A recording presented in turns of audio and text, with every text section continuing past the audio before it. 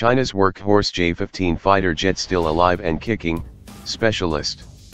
China is developing a new carrier-borne fighter jet to replace its Workhorse J-15 aircraft, the Hong Kong-based South China Morning Post reported, citing China's Deputy Air Force Commander, Light Gen. Zhang Hongthe. According to the newspaper, this task has become more pressing following a series of mechanical failures and crashes allegedly dogging the J-15s.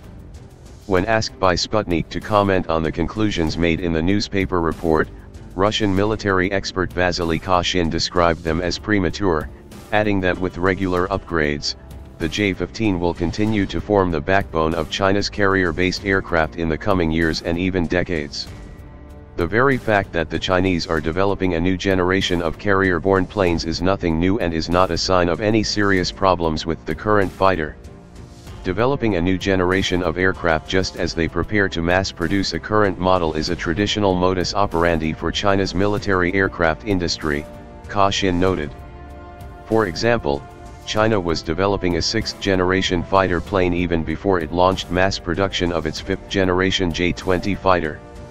The FC-31 stealth fighter could be used as a model to replace the J-15, but the problem is that the plane is still undergoing tests. Flight tests of another prototype began only in late 2016 and it looks like several more prototypes will be tested. Vasily Koshin believes that it may take years before the land-based version of the FC-31 has been properly tested and production begins. Only then will they start adapting the plane for use on aircraft carriers.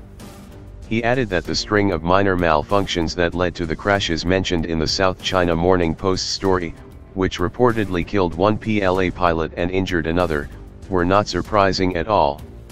Years ago the Chinese decided to save some money and, instead of buying several Su-33s from Russia for their subsequent license production in China, they opted for a Su-33 prototype in Ukraine.